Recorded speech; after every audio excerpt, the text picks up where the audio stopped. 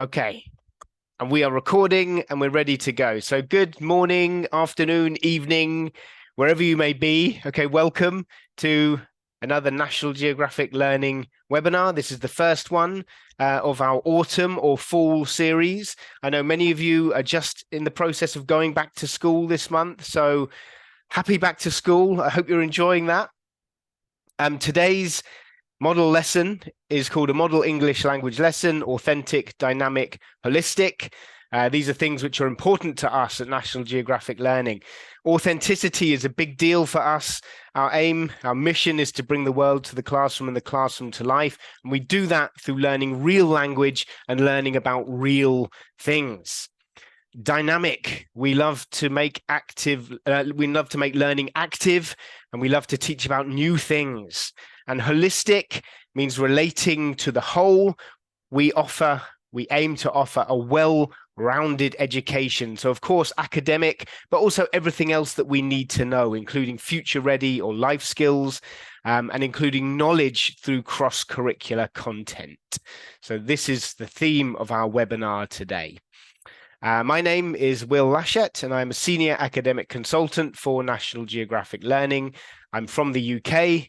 I have been working in English language teaching for over 20 years, and I'm looking forward to interacting with you today in our webinar. Feel free to take part in the chat box by typing your comments. If you have a particular question about the webinar, about the topic, about the materials I show you, about the technology we are using, please put that into the Q&A box. All right, so today we are using one of our academic English programs called Pathways, and we're going to be looking at the listening, speaking, and critical thinking strand. There is also a reading and writing strand, which we're not looking at today. And the unit is from level 1, which is for students of an A2 to B1 level on the CEFR. And the theme of the topic is the human body. This is an American English program. And we're going to be looking at some interesting content here. We're going to be using the classroom presentation tool, which is just one of the tools that you will find on our digital platform, which is called Spark. So let's move over there now. Okay, and we can start the lesson.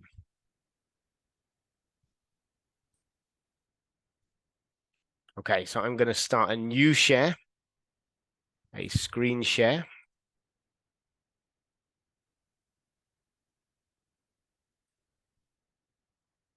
And we're going to go to the offline CPT.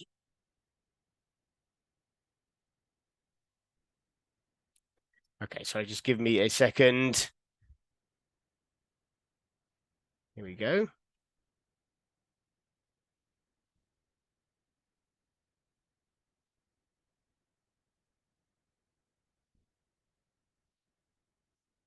Right, apologies, just give me, okay, here we go. One more second, and now over to here. All right, so there we go. So we're now looking at the classroom presentation tool. You can see up in the top left-hand corner, it says CPT offline. So this is one that I've downloaded onto my computer so that we don't need to worry about the internet connection. And we're looking at the unit opener. And maybe you can tell me so I can see, I know that you can see the right thing. Please, can you tell me, what are you looking at here? There's a lovely image. What can you see?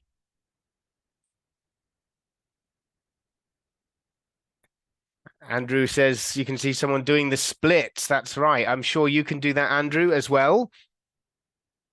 The human body is the name, the theme of the unit. You can see humans interacting. A skate dancer, says Sharon. We can see relationships. Wow, people are really thinking outside the box. Yeah, people are enjoying, Yumiko, people are enjoying roller skating, and they are roller skating. Can you see that there are 4 wheels in a kind of square? Okay, this is what we call roller skating. What Ellen just mentioned, inline skating, is actually where we have 4 wheels in a line, okay, in a row. We call that roller blading or inline skating, Ellen. So this is actually roller skating. All right, now let's have a look. I'm going to use my Zoom tool, okay, so we can go and have a look at the at the information that we can find here. And the quote here is telling us that it says here, you use almost every muscle in your body when you roller skate, but especially the leg and stomach muscles. It says here, roller skating normally burns about 500 calories an hour. Okay, so have a look at that. I want you to tell me in the chat box, what do you think about this information here? How do you feel about that? So is this something useful to know? Amazed. Okay. And why are you amazed? Tan Trung, you're only sending that message to hosts and panelists, so not everyone can see it. Michael says it makes me want to go roller skating. Right. For the health buffs, it's very good, right? So why does it make you want to go roller skating? What is it that's making you want to do that? Okay, it's a sport that trains a lot of muscles. I'm surprised that it includes the stomach. Right. What about the number you can see here? How do you feel about that number?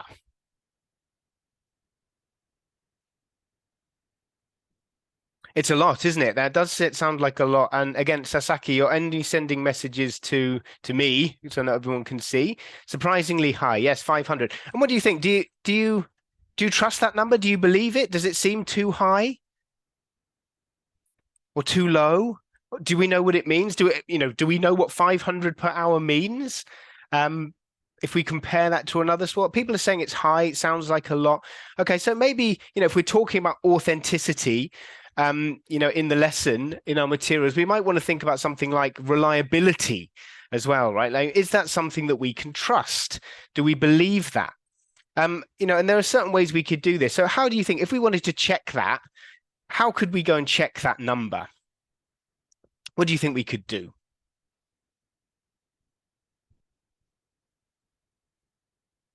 We could wear a health tracker, and so you could check it yourself, right? Okay, you could wear a health tracker, you could roller skating for an hour, and you could see, and that would be working on some kind of algorithm based on your weight to see how many calories you burn. You could read research papers, you could look for a source of info, right? So lots of things we could ask a health expert. So, so when I see something like that, it makes me curious, right? I'm like, well, where does that number come from? How do we know that that's accurate? So what I might want to do, I might want to go to Google, which is what I did, and I did a search, and I found a couple of things that we could check. So the first one I found is this one called calculator.net, and it's telling me, okay, that this can work out how many calories based on all different sports, right? So if I go here, drop down menu, I'm going to go here to sports activities, and if I look in here, I can find rollerblading, and I can type in, let's see, so I want to type in for 1 hour. So 1 hour, I'm going to keep that 70 kilograms. Maybe that's maybe the average man size or something like that. So I'm going to calculate, and it's going to tell me here, this is telling me that rollerblading is going to burn about 769 calories, which is higher, okay, than it says there. Okay, so I might want to have a look down here. If we're talking about reliability, authenticity, now it does tell me down here, if I read a little bit, I hope you can see this okay. It says the number of calories that the body burns during activities is dependent on various factors. So it's not an exact science. So it's telling us here that this data they're giving us is not going to be completely accurate. It depends on many things. Maybe when you go roller skating, when I go roller skating, we do it very differently. We put a different amount of effort in. What I could do if I'm still not completely happy with that, I might want to go perhaps to another source. And I found another one. So this is one called Healthline. So I've gone in here, and this is talking about calories burned when walking. So I want to compare it to walking, and we can see here that this is calories burned per hour. It says here for walking. So I can see that if I'm quite heavy, if I'm a big person and I walk very fast, that would burn 500 calories per hour. So that would be roughly equivalent to what we saw in the roller skating there. But there are many other ways we can check. This is a website that I would trust, Healthline.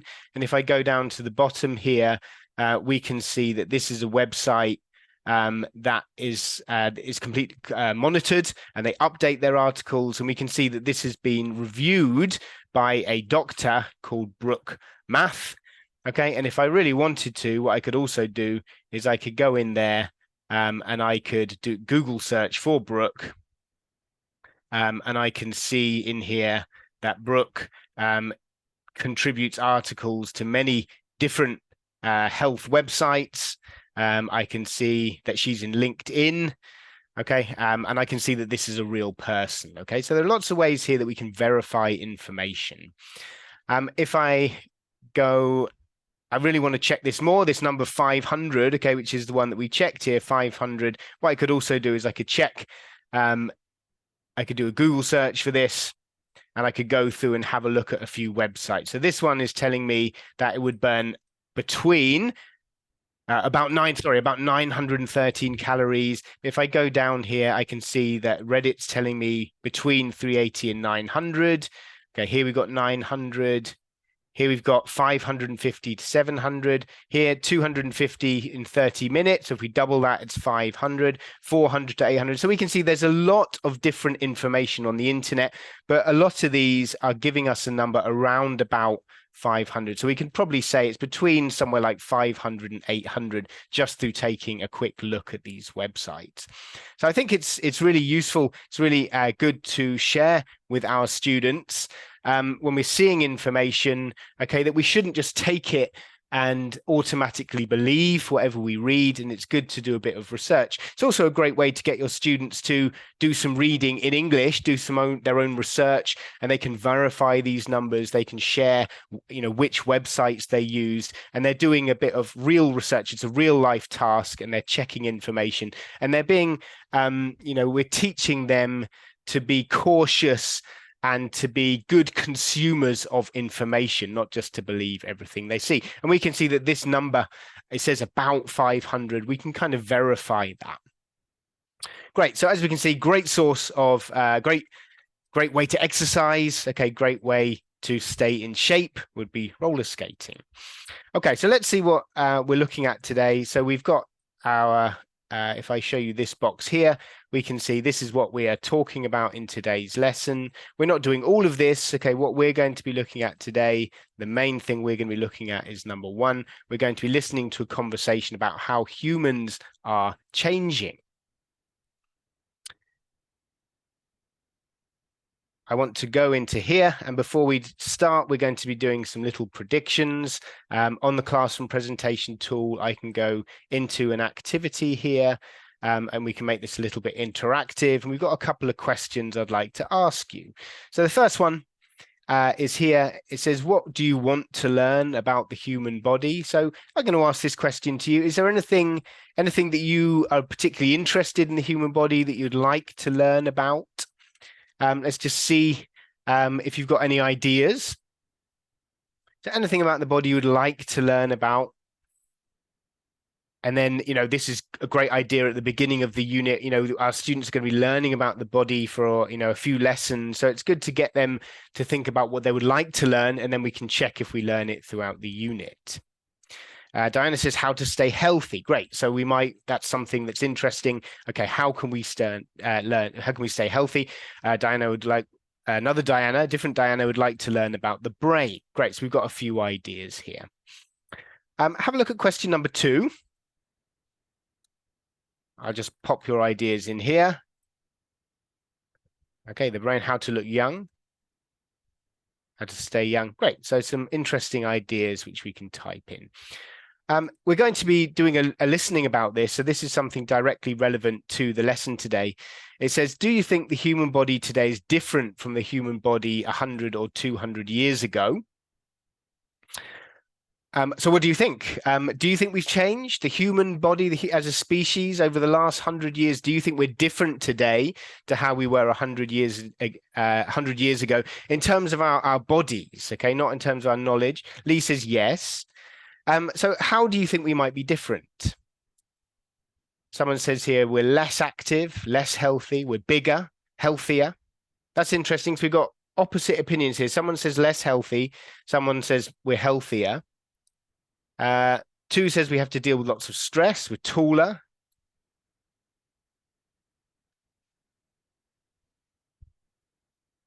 I'm going to type a few of your ideas in here. Taller. Our posture has become more hunched. Okay, right. Okay, so hunched posture. Thank you, Michael. And we can go through and we can get all ideas. If your students are having problems with this, if they're struggling a little bit, what I like to do is give them a few prompts, give them a little bit of help. So what I've done over here, I have put on my OneNote, okay, I've given them some prompts that they could use. And I can move this over here. And we could ask them, maybe you can think of a few more ideas here. So do you think the body's changed? You could give them some language. So tall, short, strong, weak, big, small, heavy, light, fat, thin, more or less. And we could go through and come up with some ideas. So now you're seeing this list of prompts. Can you think of any other changes that you think might have happened? Ellen says live longer nowadays. Great. Ferdinand says maybe our body is weaker because our food today is mixed with chemicals, right? That's interesting. So Ferdinand, you're saying that modern food has a lot of chemicals, okay, or a lot of maybe ultra processed food. But I wonder if you think the food we eat today is better or worse than the food we had 100 years ago, which is the question here. Fatter, child obesity. Okay, Diana says worse. We think the food today is worse. Okay, interesting. Let's keep that in our minds, okay? So worse food. Okay, great. So means worse health. Okay, so we'll keep that in mind. So we make a note of all these things, and then later we can check these things with our students as we go through, all right? Okay, so let's move on to the next page here, and we're gonna get both pages up on the screen. Okay, so here we've got a lovely image of someone doing like a cartwheel or some kind of flip, and we're talking about the amazing human body, and we got some really interesting facts which I'm going to put up on the screen for you, and we're going to have a look at these facts, and we're going to see what you think about them. All right, now I've blocked out some of the information, and I want you to see if you can help me guess what this information might be, and then I can reveal that information for you. So the first one, it says here, well, first of all, can you tell me what part of the eye, what part of the body is this talking about, this first fact here, number one? What part of the body, and I didn't tell you the answer, it's about the eye, okay, right, and it says here, you blink. So blink is when we close, well, you can tell me, is it when we close one of our eyes or both of our eyes? It means both. So when we close both of our eyes at the same time and open again quickly, that is blinking. What about if I close one of my eyes like this? Okay, what am I doing there? That's winking. Okay, so we can distinguish between wink and blink. So what do we think? What do we think? Rhyming. You blink around how many times a minute do you think on average people blink? 1.6 or 60? 5. Okay, we got some different numbers coming in. We've got 60 and 5, 15. That's you're close. At the moment, V is closest. 20. Someone's got it. I can't read the name because I can't read that script. But yes, you are right. We blink about 20 times a minute. Let me get my eraser, okay, and I can reveal. So we blink on average about 20 times a minute, and that is about 10 million times a year, which is amazing, isn't it? You think about it. We're doing this all the time. Most of the time, we're not even aware of it. Okay, number 2. Can you tell me what part of the body is number 2 talking about? It's talking about the nose. That's right. It says nose here, and it's talking about different types of scent. Okay, now can anyone tell me another word for scent? What does it mean when we talk about a scent? It is a smell. That's right. So our noses are very good at recognizing different types of smell, and we can do a lot of them. Okay, I wonder how many you think we can do. So how many different scents do you think scientists believe that we can smell? Is it 100, 1,000? What do we think? How many different smells?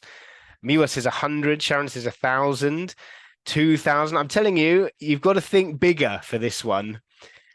I was quite shocked when I saw this number. 1,000,000, we've got to go higher. 1,000,000,000, you've got to go higher. Glenn says 1,000,000,000. And Glenn, look at that, 1,000,000,000,000. So scientists think that we can recognize 1,000,000,000,000 different smells, different scents. Now, 1,000,000,000,000, can anyone type that in? How many zeros are there in 1,000,000,000,000? Maybe we need one of our mathematicians to help us out. So 1,000,000,000 is 9. 1,000,000,000 is 9. Andrew's put it in for us. 1,000,000,000,000 is 12 zeros. So it's 1,000,000 times 1,000,000. 1,000,000,000,000 is 1,000,000,000,000. And that is how many different smells your nose can distinguish between, which is absolutely incredible. Like I can't even really understand how many that is. So many, yeah, sorry. Even when you see that number, there are so many zeros, it kind of becomes meaningless, right? But incredible. Our bodies are amazing. Let's move on to number 3. Number 3, what part of the body are we talking about here? Number 3. The tooth. Okay, the tooth. And where do we find teeth? We find them in our mouth. That's right. So we're talking about the mouth, okay, our teeth. And someone's already guessed it. So it says here, humans' teeth are as shark teeth. So we're looking for an adjective. Someone here put sharp. Lots of people putting sharp. A couple of people putting strong. As hard. As many. Okay, so as many, we'd have to say human have. We'd have to change the sentence. Humans have as many teeth as shark. So it's definitely an adjective. Strong. A lot of you have put the right one. Let's have a look.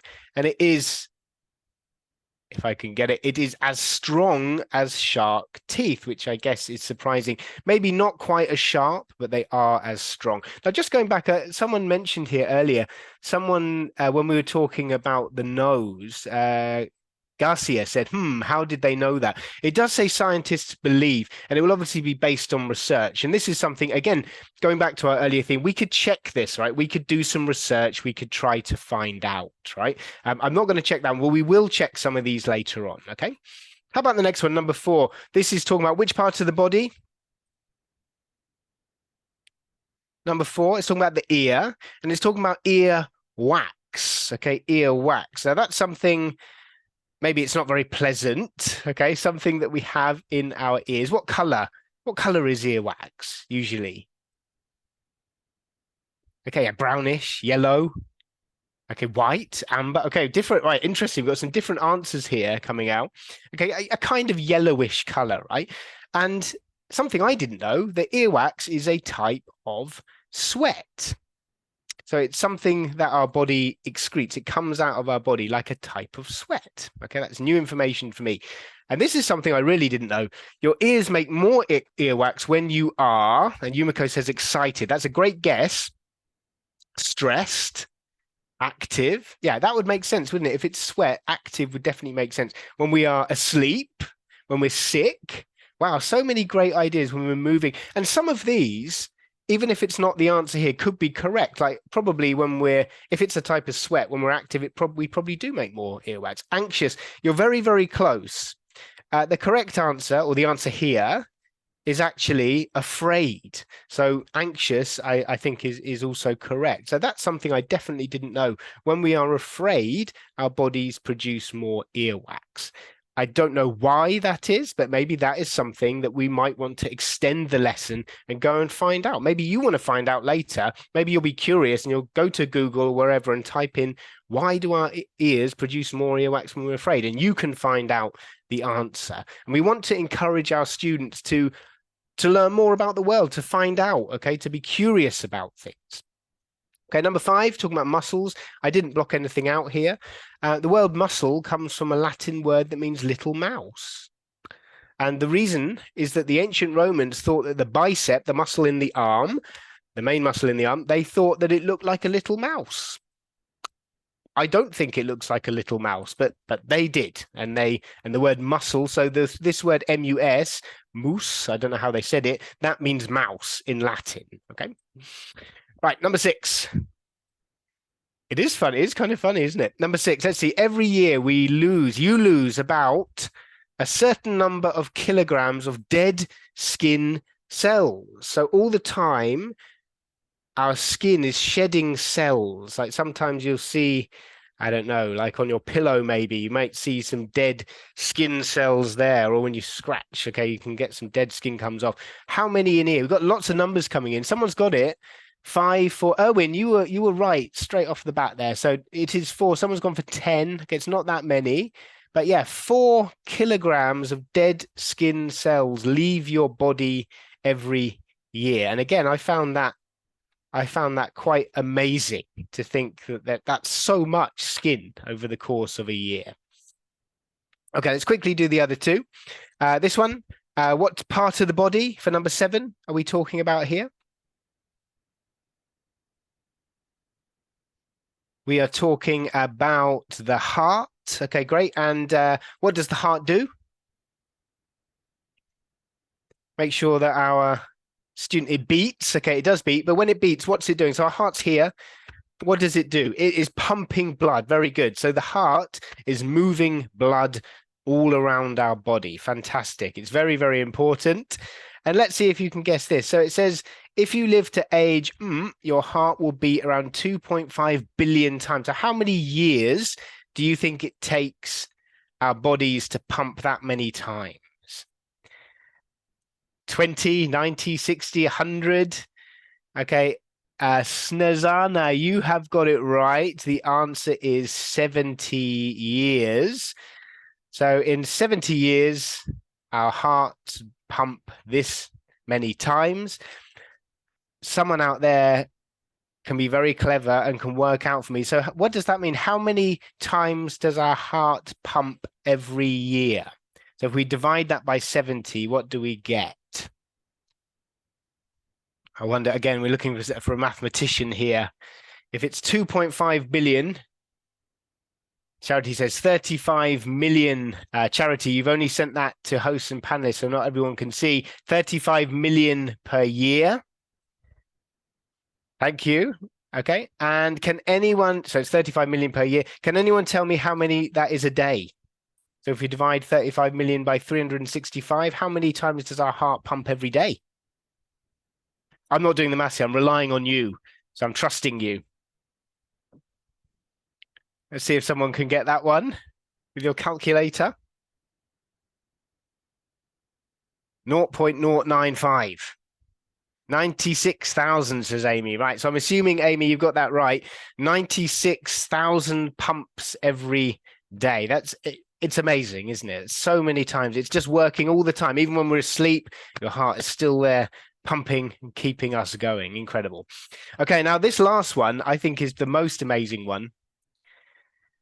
Andrew says there are 86,400 seconds in a day and our heart rate is a little faster than 1 per second. There we go. Fantastic. Some more maths there. I think this is the one that amazed me the most. It says our bodies give off a small amount of something, but it's too weak for the eye to see. Can you tell me what are our bodies giving off? What is coming out of our bodies? And Michael says, yeah, sweat is definitely coming out. Water is definitely coming out. But in this one, you can see from the infographic here, light. Our bodies actually give out a small amount of light, but it's too weak for the eye to see. So again, absolutely amazing. And again, this might be something that you want to check yourself. Okay, but some really interesting information here. I'm going to ask you, let's have a look at the question. So we've done all of the information. I think doing it like that, having you guess, makes it much more interesting than simply getting students just to read them. And I'm going to ask you, do any of the facts here surprise you? Okay, which of these, so if we look at number 1 to 8, which of those did you find the most interesting or the most surprising? Gibran says all of them. The earwax one, yeah, I think that number 4 is definitely one of the most interesting. For me, it's number 4 and number 8. Those are just ones I just find them, yeah, kind of almost unbelievable. More earwax when we're afraid and that our bodies give off light. So yeah, I think, yeah, some really interesting information, some great discussion that we could have there. Ferdinand likes number 5. Okay, the one about the Latin word meaning little mouse, right? A linguist there. Fantastic. Right, we're going to move on, okay, to the next part of the lesson. So if we were teaching a real lesson here, we'd be doing some vocabulary work. We'll be learning some important vocabulary, but we're just going to go on and we're going to do the listening. So this is about how humans are changing, okay? And we're going to compare, we're going to listen to a conversation about how humans are changing over time. And here we've got a nice image here of Utsi, the Iceman, who lived around 5,000 years ago, so 3,300 BCE. So that's before the year 0. And this is a model of him in a museum in Italy. So we can look at him and we can recognize that he looks very similar in many ways to how humans look today. So I want you to think about humans a long, long time ago, going back 5,000, 10,000, 50,000 years. Can you tell me, okay, how do you think humans are different to how we are today, right? So I can take some notes in here. We can make a few notes here. So maybe if you can tell me anything that you think is different about modern humans or ancient humans. Okay, I'm just going to, move this over here. Okay, so Ellen says, right, so language and technology, these would obviously be different. Yeah, I'm sure that the language, that's a great one, actually. I'm sure that the language would be completely different to the language we speak today. So even since we have recorded, since we've written things down, we know that language is completely different. If we take English as an example, even 300 or 400 years ago, the language was quite different to how it is today. If we go back 1,000 years, you really can't understand what we call English at all. Modern humans taller. Okay, so I'm going to put that in the box here. Less movement. Okay, so let's put that in. Less movement. Should we put less active? Okay, maybe we can put that, right? Okay, how about ancient humans? Someone's put the way we gather food. So I'm going to put in here hunter-gatherer. I can spell it right. So the way they got food, they found it all themselves, right? We just go to the supermarket. The way we dress, men used to hunt. Modern humans, our senses are less developed, right? Okay, so let's put here. Okay, more developed senses. Snezana says ancient humans were shorter but more sturdy. Shorter but stronger, okay, or more sturdy. Right, great. So I can put in all of your ideas here. And if we were doing this on the whiteboard, perhaps in the classroom, okay, we could build up a picture of what we think the differences are. Okay, fantastic. So I put a few of your ideas there using the classroom presentation tool. Okay, now what we're going to do, okay, we are going to listen to an article. It's not an article. It is a dialogue, okay, based on an article which 2 students have listened to. You've really given me a load of ideas there. That's great. Manner of dressing, dying younger. Okay, so we've got lots of ideas here. Braver. Okay, that's interesting. Ancient humans didn't know dinosaurs existed. That's true. They did not. We have more knowledge now. Okay, so we're going to listen to these 2 students and we're going to hear about lots of changes which have happened, are happening, or will happen in the future. Your task is easy here.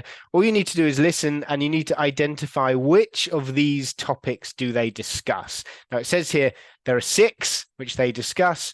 So it might be easier for you to note down which 2 they do not discuss. Okay, so listen to the conversation, the dialogue between 2 students, and note down which of these topics do they discuss, which of these types of change.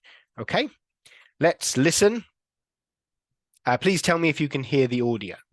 Listening. How humans are changing. Exercise B. Main ideas. And exercise C. Details, page 126. Hey, Victoria, did you read this article for class? The one about how humans are changing? Not yet, Chen. What does it say?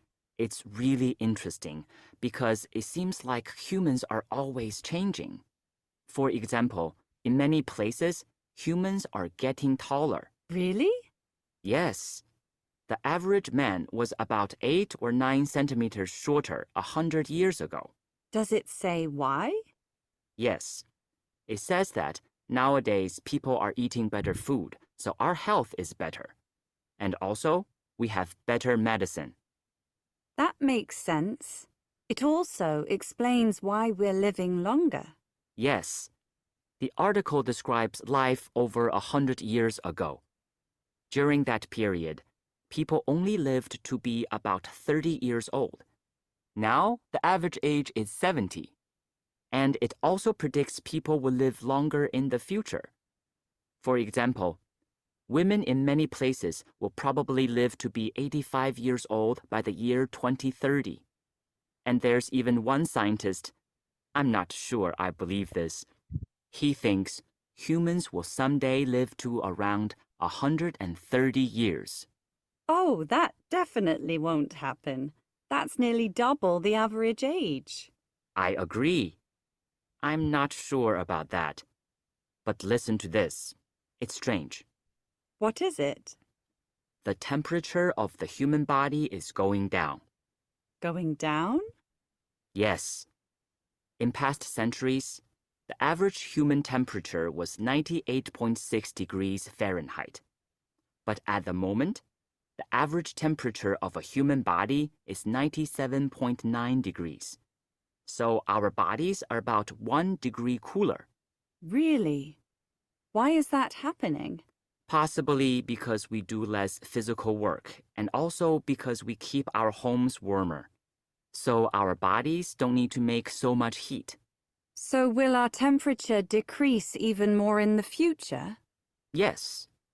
They think it will continue to fall by about, 0.05 degrees Fahrenheit every 10 years. Oh, so not much then. Anything else? Yes. Human bones are lighter because of our lifestyle. In the past, humans did a lot of physical activity like farming. Currently, we use more technology and sit more. So we do less exercise and our bones don't need to be so strong. Some scientists are worried about this because humans will certainly be weaker in the next century. In other words, we need to go to the gym more often. Definitely. Okay, one last interesting change. In the past, the human brain became bigger, but this probably won't continue. In fact, currently, some scientists think our brains are getting smaller. Smaller? Does that mean we'll become less intelligent in the future? No, not really. Actually, scientists think we'll probably become more intelligent because we can get more information from computers. So, we will become better at problem solving. Well, I hope so, because if everyone lives to 130, we will double the world's population. That could cause a lot of problems. But I think you're right. Technology will really change our lives in the future. That's right. In fact, they predict that technology will make more and more decisions for us. Like when I type my problem into a search engine and ask for the answer. Yes, that kind of thing. But that isn't me solving the problem. It's the technology. So what that really means is the machines will become more intelligent, not the humans. Maybe. Okay, great. So that is our listening. As someone mentioned in the chat box, I was showing you the transcript there. And I did that deliberately because I wanted to make it easier. Now, obviously, when you're teaching, you can choose. You can, usually the first time I listen, I'd get them to just listen. Maybe the second time I could show them the transcript. But it's great to have that option there. And I wanted to show you that feature is there. Something else which is really useful that we can do here, you can choose the speed. So if your students are having a problem with a particular section, you can slow the speed right down, and it sounds a little funny sometimes, but I find that if there are particular words that they can't get or the answer to one particular question, by slowing it down, we can really focus attention on that part, and that makes it it's really useful for helping students improve their listening comprehension. You could make it faster. There's probably usually you probably wouldn't do that. Let me just catch up on the comments here. Amanda said it helps a lot, right? Yeah, you're talking about the transcript, right? Okay, so let's see which two are not mentioned. It didn't mention hair and senses. So we talked about height, didn't mention hair. And you're saying it didn't mention the senses. Okay, so we're saying that it mentioned these other 6. At the end of the session, can you please show again the main slide just for taking the picture of it? I can, Elias, but I'm not sure which main slide you mean, but yes, I certainly can. So once we've typed in our answers here, once we put them into the classroom presentation tool, we can check to see if they are right. And I click there and I can see that you have got all of these answers correct. Okay, these are definitely the topics that were mentioned there. So we now completed our task, which was on the main ideas. Okay, so the next activity here we'd be looking at is understanding time periods.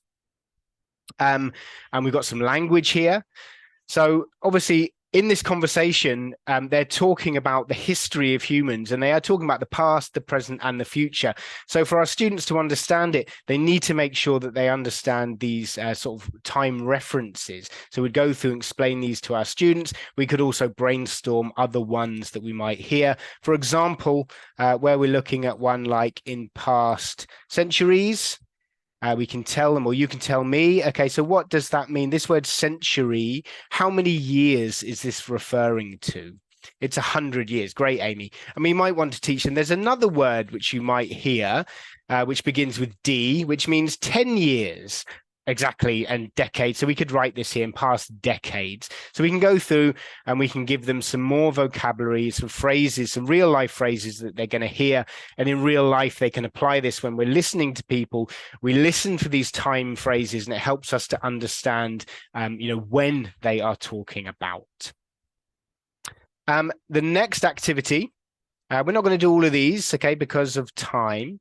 But the next one, they need to reference, so we talked about these changes.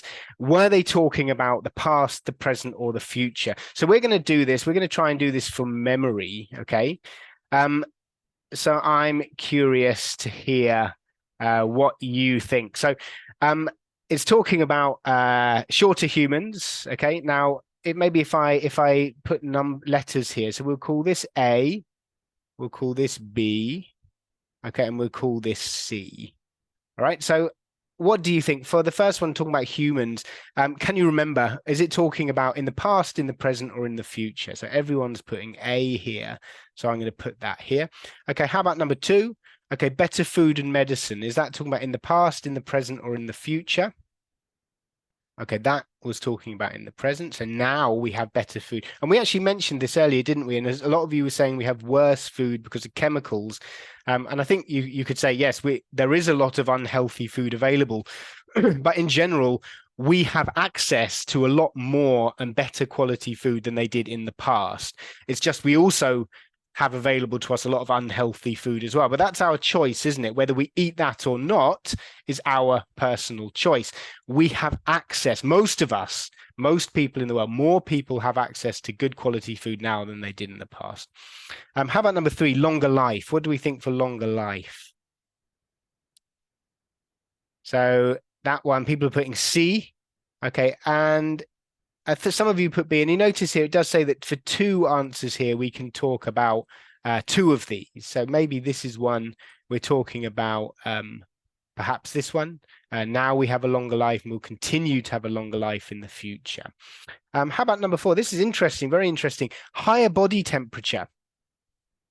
Yeah, so people are putting A in the past, and lower body temperature.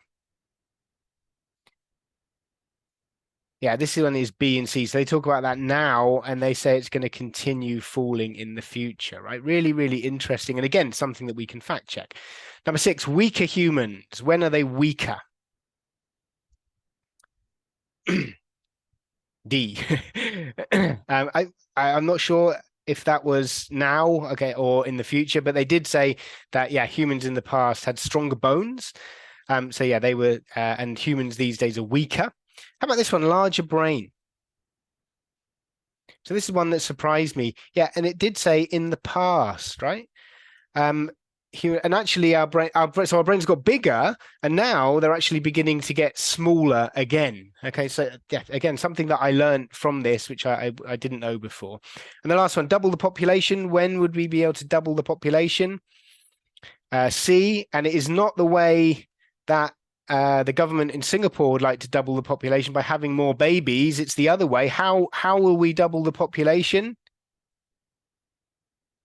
By aging, yes, by aging, by people living longer. So we'll have more and more old people, okay, which is not what any of our governments want, right? We would rather have young people who can get jobs and support the economy. But yes, as we live longer, the population will increase. That is right.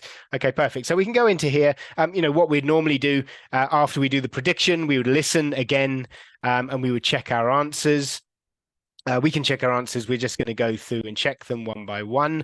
So shorter humans, we said in the past, that is correct. Okay, let's see. Number 2, better food. Longer life is in the present and in the future. Number 4, higher body temperature was in the past. Lower body temperature in the future as well. Weaker humans will be in the future. Larger brains in the past, and double the population in the future. So I think we got pretty much all of those right. Maybe it was the weaker humans. I think maybe we chose both of these here. Anyway, so we can find this information. Hopefully you find that interesting. Well, let me ask you, is this interesting? Have you learned anything new today? You tell me, you can type into the box. Have you learned anything interesting today? Definitely. Okay, fantastic. Right, glad to hear it. Right, the next activity, which I'm going to do really quickly, is about critical thinking. So actually, the next activity, we're going to listen for details. And what we would do, we're going to listen for numbers in particular, and we're going to put in all of these numbers here. And then the point of this lesson is about critical thinking, question and check what you hear. And it tells us here, when you hear facts and figures, we should always check these. This is so important to remember because there's so much misinformation, disinformation going around on the internet. And we want to teach our students, make sure you check things. Don't just believe anything that you read. Don't just go to ChatGPT, type something in, assume it's true, put that into your essay or whatever you're doing. We need to check things. And this is actually what we're going to do. We're going to look at this and say, well, which of these things do you think, are true? Or which things do you think might be true? And which do you think are probably not true? We could go through and we could check these things, right? So I've actually chosen a couple of these, which I think would be interesting to check. This one about body temperature being lower, and the one about humans being shorter 100 years ago. Now, this says the average human was a foot shorter. That's 30 centimeters shorter 100 years ago. So we're going to fact check a couple of these. And I did this by going to the internet. And the first one, in fact, the only one, because we've only got time for, and we're going to fact check, is this one about humans being taller. So I typed into Google, are humans taller than they were in the past? And I got this website, which is called Our World in Data. Now, let me ask you, what do you think? Let's go back here. It says the average human was 30 centimeters shorter 100 years ago. What do we think? Do you think that is definitely true, possibly true, or probably not true? A, B, or C? What do we think? Can you type into the chat box for me? Okay, someone's saying definitely true, possibly true. Okay, so we've got A, B, and C. We've got all those different answers. So let's check, right? So remember, a foot means 30 centimeters. So we're going to check, have people grown by 30 centimeters over the last 100 years? So this Our World in Data, this is definitely a source we can trust. It's a very well-known website. It's updated all the time, and they fact check all their information, and they're going from scientific research papers. So if we go down here, we can see, this is interesting to start with. We can see that if we look here, okay, so this is 2,000 years ago. And if we go from 2,000 years up until 200 years ago, we can see really, although that it does go up and down, it's pretty much the same. It's about 172 centimeters. It stays roughly the same. But starting 200 years ago, suddenly we go up from, 170, we go up to 180 centimeters. So we jump right up from here, right up there to 180. Is that 30 centimeters? Well, maybe you can tell me roughly how much has it increased over the last 200 years? Roughly how many centimeters from about here to here? So yeah, we can see that is roughly 10 centimeters, right? So if we go back here, we can see that this evidence tells us this is not true. Okay, it is true that we're getting taller, but actually we've on average got taller by about 10 centimeters. And this website is really interesting. I'm just going to drop it into the chat box here because I think it's really interesting. Maybe you want to have a look at it later. There's so much cool stuff we can do here. Like you can go and find specific countries. So I can get rid of the ones which are on here. And if I want to compare, for example, I know some of you are from Japan today. If I want to compare Japan, I know some of you are from Thailand. I think some of you from Indonesia. I can go in and I can type in these countries, and now we can go in and do a little bit of analysis about how people have grown over the last 100 years or so. And what's really interesting to me here, if we go to 1920, we can see here that these three countries, the average height of this is men, was almost exactly the same, within a centimeter of each other, right? About 161 centimeters. But then today, we can see that there is a big difference between, for example, Indonesia and Japan, 164. So a 7 centimeter difference between Japan and Indonesia.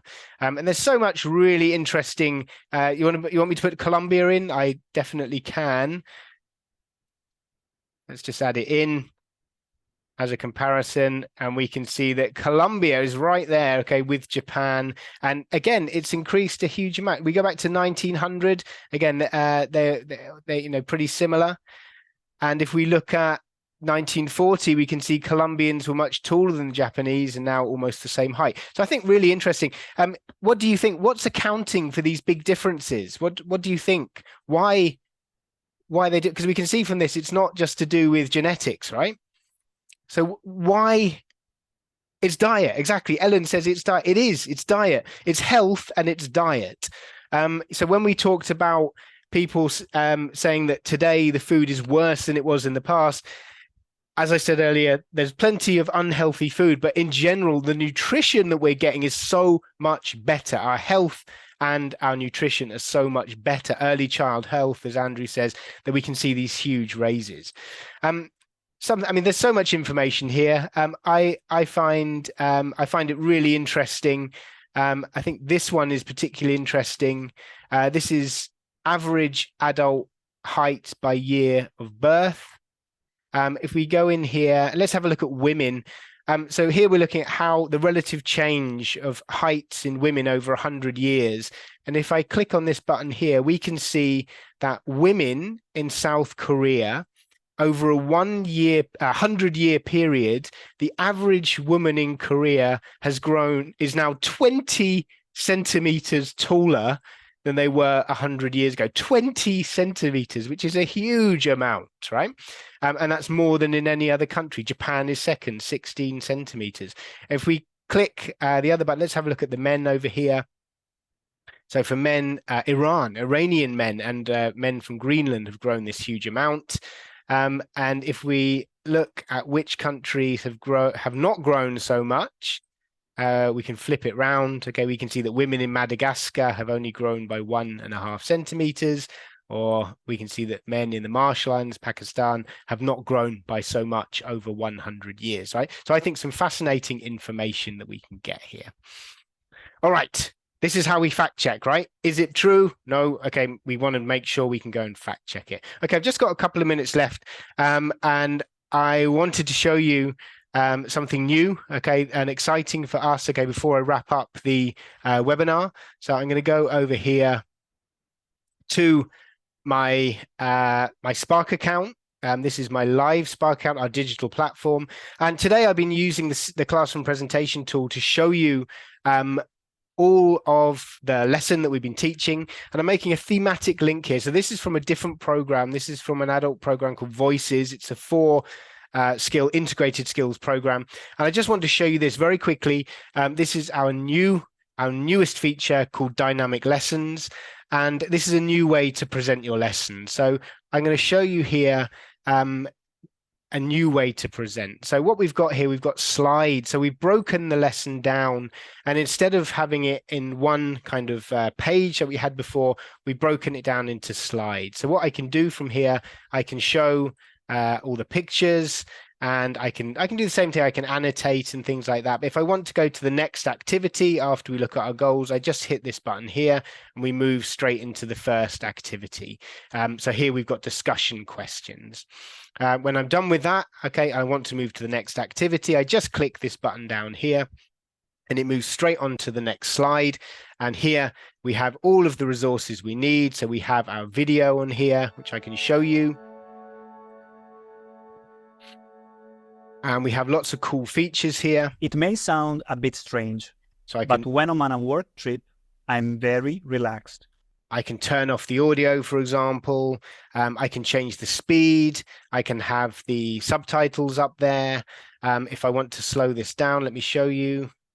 More.